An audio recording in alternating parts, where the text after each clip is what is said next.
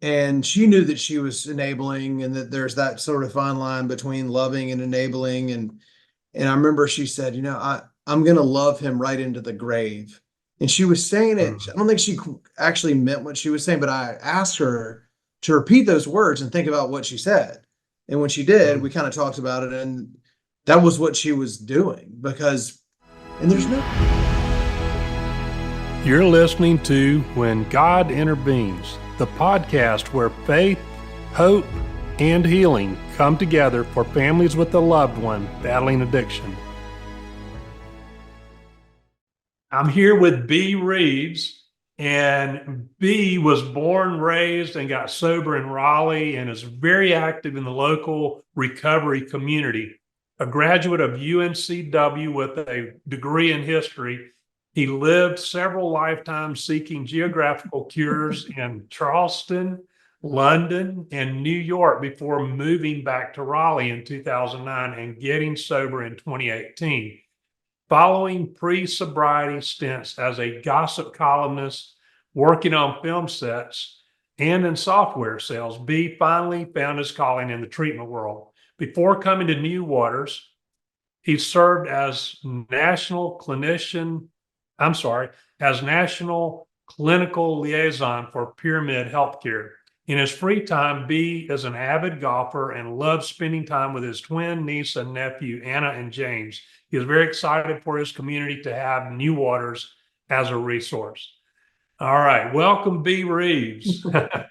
thank you, Daryl. It's good to And be. my mom probably still, my dad died right before I got sober. So I didn't have the opportunity to get to talk to him about, what our relationship was like before. Uh-huh. But I do get to say this all the time and mean it, is that the greatest gift, the most valuable thing my dad left me was my sobriety. In that I used his illness and ultimately his death to self-medicate in what I considered an airtight case to do so. And so it kind of exacerbated and accelerated what was already there under the surface. And so when he died in April, he died in February, and I got sober in June of 2018. And so, obviously I'm not glad my dad died or was sick or any of that. It was awful, but on some level it was this, priceless gift that he gave me by me turning his illness and death into, um, my sobriety, because it made me, what would have probably happened anyway, hopefully, of getting sober happened. The bottom came really fast, and it got really deep really fast. And so I Mhm. hit that bottom, and you know surrendered and got sober and have stayed sober since then. If that Yeah, makes it's interesting that you say that because in a much different way, Chase's death really changed my life. It took me in a totally different direction and it caused me to do a lot more self-reflection and trying to figure out this whole thing about addiction and what could I have done differently? What could I have done better? And then how can I share those things with parents to help them, parents that are going through this now. So yeah. um, I mean, interesting. one thing that I want to say before I forget to say it is remember one time, this is probably about 4 years ago, I was talking to a mom about her son, and she had already had one son die of an OD. And then she had another son who was struggling, and she was trying to get him into treatment, and I was trying to help her figure that out. And she knew that she was enabling, and that there's that sort of fine line between loving and enabling. And I remember she said, I'm going to love him right into the grave. And she was saying it. I Mhm. don't think she actually meant what she was saying, but I asked her to repeat those words and think about what she said.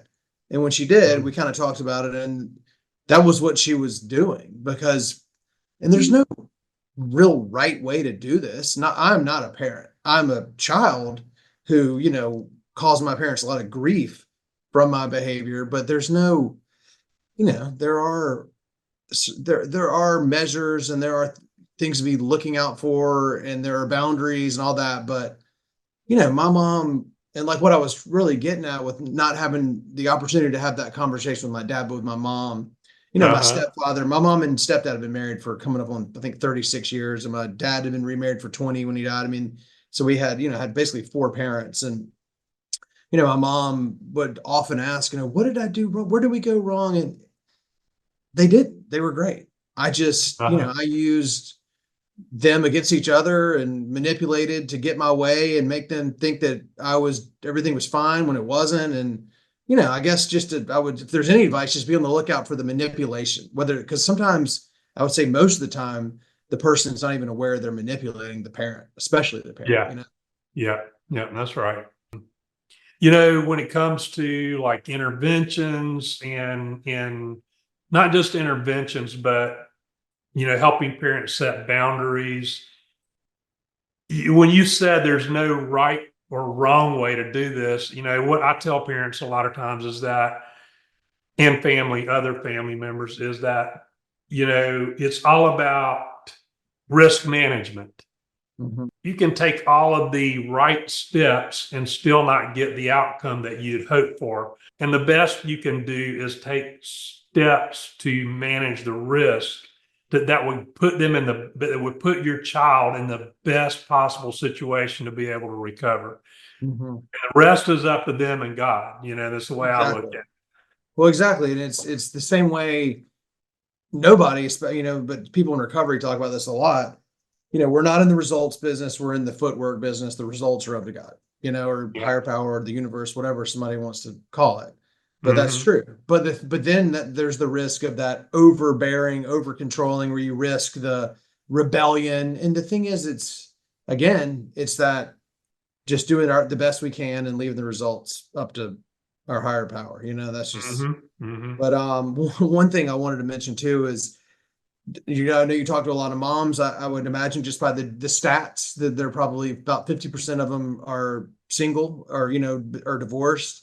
And I Yeah. would say to be extra vigilant for the manipulation with divorced children of divorce. That's just Yeah. a thing anyway, especially kids who are, experimenting with drugs and alcohol, that they're going to be even more manipulative. I know I was, and I know plenty of people just like me who were, and a lot of the time I didn't even know it, and it started well before I ever picked up a drink or a drug. I mean, it was, at Hmm. 8, 9 years old, I wanted a pair of Air Jordans and my mom wouldn't buy them for me. So I'd go tell my dad, my mom wouldn't do it. And he would, whether he knew it or not, he wanted my affection and my love. And there was this battle. And then when he wouldn't do it either, I'd go see my grandparents. And, you hear the same story later on about kids with, they want money for things. And then they go to mom, they go to dad, maybe their grandmother. Then eventually they might start stealing from these same people. Hmm. Um, and so something to be, it's true with every addict, alcoholic, or potential that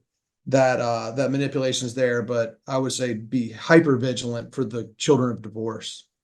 Yeah, that makes a lot of sense to me. I'm so glad that you agreed to sit down with me today and talk a little bit and give parents some insight and some help, in terms of dealing with the child that's battling addiction. You've told us a little bit about your background. If you want to expand on that a little bit more, and then talk about New Waters. Sure. I mean, it's funny just hearing you read my bio back to me. I haven't read it in a while. And a few things stood out. One is, moved back to Raleigh in 2009, got sober in 2018. So that's 8 years right there. And I moved back to Raleigh when I was 32, I think, from New York. So do a little bit of math and you find out I got sober at 41. Backing up to more of the bio, I graduated from UNCW at 25. Graduated from college is not the end all be all, but it was something I did want to graduate from college, and it took me a long time to do it, mainly because I just, I wasn't ready to be there when I went to college when I was 18. I was a mess and had gone from a really small all boys boarding school to a huge university, SEC school. It will remain nameless just because not that they had any part in it. It was all what I would say did do, more like what I didn't do. But back to this manipulating, and I remember just I got there almost knowing I was going to flunk out, and all I did was party and join a fraternity, and I just could never balance fun and work and play. I just was all one or the other. And even when I graduated from UNCW eventually, by then, I mean, I wasn't sober or even trying to be sober, but I just took it seriously, and I had little to no social life in Wilmington. I mean, I had my friends that all mostly graduated from college. And so I was kind of in a weird little gray area, which, like so many things in my life at that point, or up to about 6 years ago, I was never able to just say, this is the accept where I was and go from there. It was always, oh, well, everybody else is off in New York and had already graduated. And instead of just saying, you know what, let's just put one foot in front of the other and just, do the best with what we can today and give it my all. But I heard at a meeting, the wreckage of our future, and that's a new thing I've heard, because they say, when we have 1 foot in yesterday and 1 foot in tomorrow, we are urinating on today. And that's totally true, and that's how I was. I was always obsessed with all the things that I didn't do right and worried about all the things I don't have yet. And why not? And why not? Why not? And the thing is, and back to the example of a child of divorce being even more susceptible to this and to the manipulation and all that. Mhm. I never really wanted to work for anything. I didn't want help. I wanted handouts. I wanted everything to be kind of given to me, done for me, whether that was an education, a relationship, a career. I just was like, gimme, gimme, gimme, and wanted to do little or no work to get it, and that stayed with me until I was 41, and I can still dip back into that kind of entitlement if I'm not very careful. I get that. I get that. You think that was connected to does it have some correlation with the divorce? And Yeah, I just think that my parents were great parents. I mean, I had everything I needed and pretty much everything I wanted. And they, uh, provided education, not only, in schools, but at home, and were there. I mean, my parents were great, and they had very centered and they were value oriented people. And it was all my response to it. I mean, I've heard people say in recovery, I just didn't get the map to life, or I got the map, but it was upside down, or it was in Greek. That was kind of, I was, given every opportunity, and not just material and education and a nice home, and that all is true, but also just through school, school and Sunday school and church and having good parents, all the ethics of life and just the principles I live by now, they were presented to me just in different forms, but I just didn't really quite know how I didn't know what to make of it all, yeah. And so it took me getting sober and finding recovery for me to kind of say, oh, okay, I turned the map upside down. I was like, oh, this is okay. I do this, and it's pretty simple. I mean, it's mostly golden rule type stuff, Mhm. When I say I get it, I guess what I'm saying is that, I've never battled addiction, but my parents, I had really good parents. I would say, so I was kind of an only child, really, because my brother, we're 17, almost 18 years apart, oh my wow. only sibling. Yeah. So, I believe, if looking back on it, I would say my parents did too much for me. Now they did teach me about work ethic, there were a lot of good values and good things I picked up, and they were great parents. They set a great example. So if there's one thing, where I would say that maybe they could have done a little bit better, it would have been to let me fail a little bit more and not do quite as much for me, but I mean, we all have something we could do a little bit better, right, as parents. But I would say the same thing about my parents, and they would agree, because, and again, but this goes back in my case to that divorce manipulation. So I somehow, whether I even had to say anything or not, it was almost implied that one of them would kind of bail me out. And it was every now and then they would both sort of be on the same page. But overall, it was just and also, to their credit, because they were not perfect and they would not think they were. And like I said, my mom has asked, what did I do wrong? And the answer is yeah, nothing. But if anything, they could have probably said, you know what, go figure this out. No more money. I don't care that you can't pay your rent.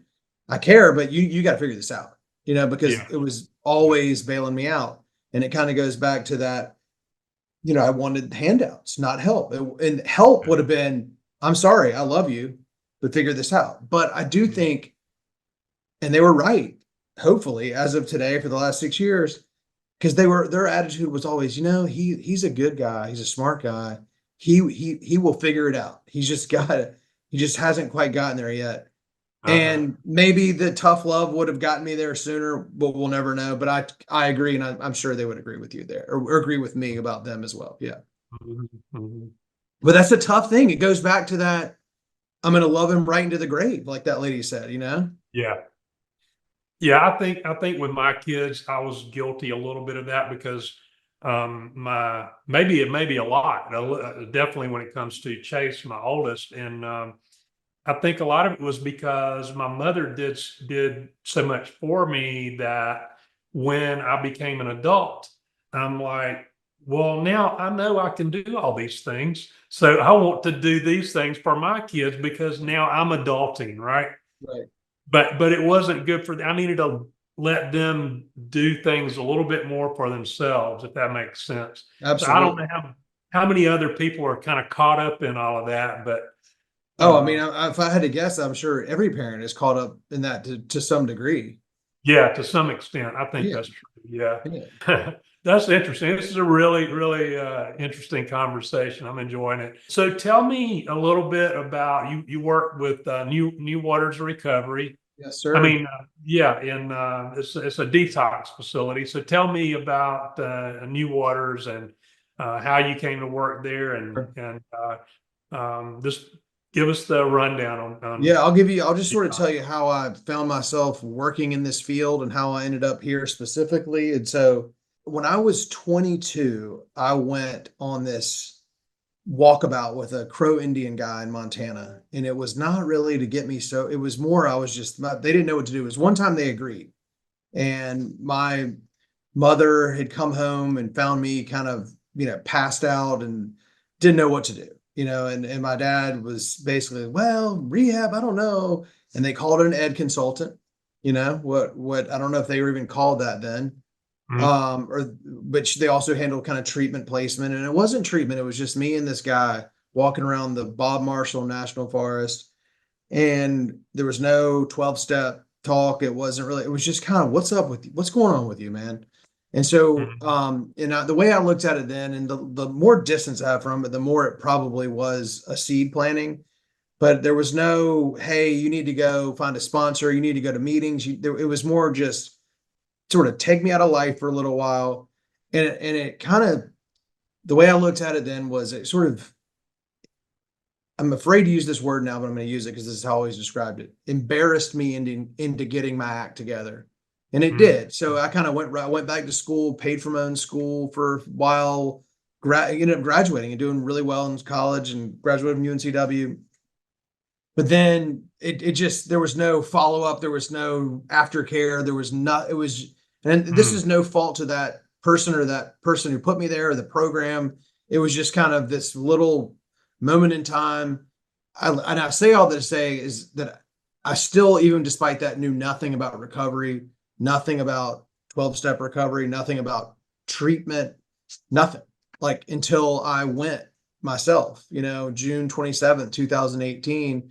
And I did know people who had gone to treatment center, including the treatment center that I eventually did go to in 2018. Anything I knew about AA was from, Seinfeld or movies. And I thought that meant people sat around smoking cigarettes saying, "Oh, I didn't drink today." I didn't know anything. I didn't. And if in the word detox, if I ever thought about that, which I didn't very often, but if I ever did, I had this image of being handcuffed to a radiator, locked in a room, and maybe they slide like a little tray under the door with some bread and give you some water. But I didn't know anything. And so my family, mom, stepdad, stepmother, my brother, his now wife, and a couple of friends kind of were circling the wagons. And I kind of felt there was probably an intervention coming. And I agreed to go to this treatment center in Greensboro, a great place, but I try not to name these places in these venues. And I went, it wasn't my idea. I got there, got on my knees the night I got there and said, God, what have you done to me? And wept, kind of decided I'm not going to leave. All right, how can I make this go by fast? Only way I knew was to participate. Thought about being a kid in church when a hymn was being sung. If I didn't pick up the hymnal and sing along and just stood hoping to sit down again, it would take forever. But if I picked up the book and sang along, it would go by fast.